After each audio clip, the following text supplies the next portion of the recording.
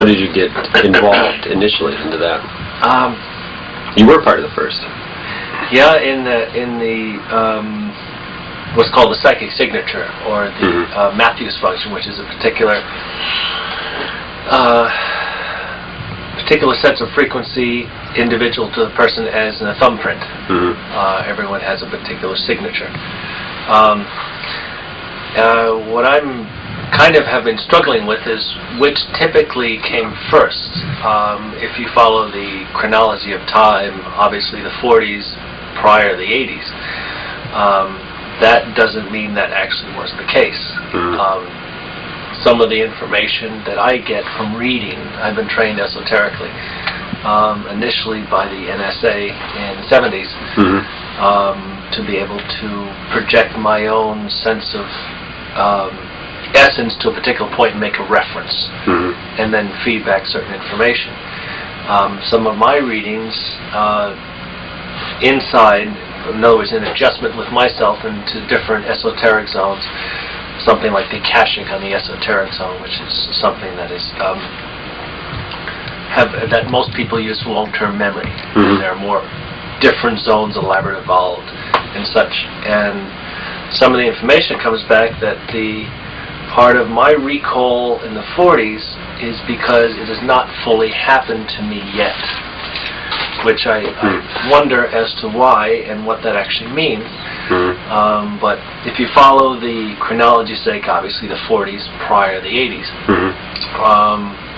as to how this whole phenomenon occurred regarding me, that's a good question. Don't really know per se, other than that in the I was volunteered by my father.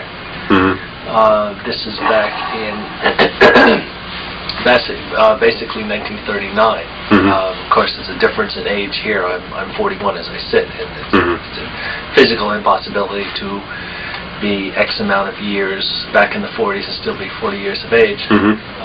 That's a different story having to do with actually transplanting the soul into a different body per se, without going through the typical incarnate process that in metaphysics that's a standard phenomenon occurs. So you're not in the same vessel you were born in?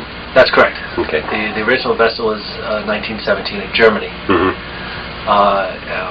Al was born in 1918 or 16. Something like that. Something, I forget whatever time that was. Yeah, we were volunteered. For reasons. Was your father in the service? He was in the Navy for a number of years. Was in and out of the Navy and Coast Guard, Auxiliary Coast Guard, and Al has a picture of him which I question. Mostly I question because I don't recall. I'm not saying it's not valid. Just my own recall, I don't have a connection with this picture that he is training the crew of the Eldridge up in Groton, Connecticut, I think it is. Somewhere up in there. Coast Guard Academy. Oh, yes? But that is in with your father's photographs. Sure. So it could very well be valid, I just don't recall it myself. He's another kind of interesting story in the sense that he was connected almost worldwide for reasons not really known, other than that he grew up in money, and there was money in the family to do sort of as he pleased.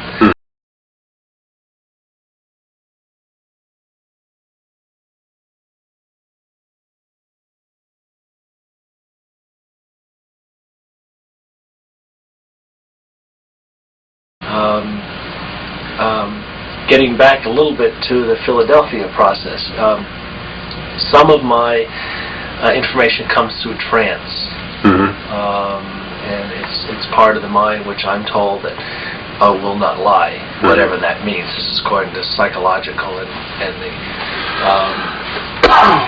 the psychologists and the psychiatrists' form of identification. Under trance, I came up with something, or had access to information, saying that during this Philadelphia process, there were 3 UFOs that I saw in my sighting, in looking up in my esoteric view of things, that were around the area at the time. and one of them was actually pulled in as this whole phenomenon of energy started to move and ended up in a what's typical as a vortex pattern, a swirling type of energetic like a black cone. Yeah, it could be. Black holes is somewhat a little different, but it's that sense of. And actually got pulled in and ended up in Montauk. And through the number of years, it actually did evolve and basically started to appear in its infancy. What did we figure? Early 50s or something like that. Oh, it was 60s. Early 50s. Okay, well, between early 50s and early 60s.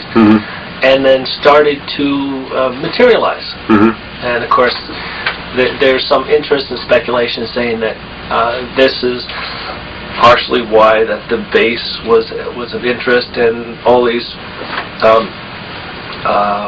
buildings were built around it and such, and that through the years it actually came to fruition. And so that's part of Al Bielek's, who Al co-authored a book with Rod Steiger? Brad Steiger. Rod Steiger. Brad Steiger, sure. That's one of his considerations, as indeed this whole process of opening this hole in space-time was contrived, and it was E.T. Considered, and this is what they directed the scientists to come up with this drop-dead date of August 12, 1943, to have this experimentation, and it had to be fired up and done at this particular time. And of course that, some of Preston's work, he has correlated this August 12th runs in a 20-year cycle, a biorhythmic cycle of the Earth, where there is a peaking out of this information, sort of like a resonance. And that goes along, all these bits of information seem to hold together.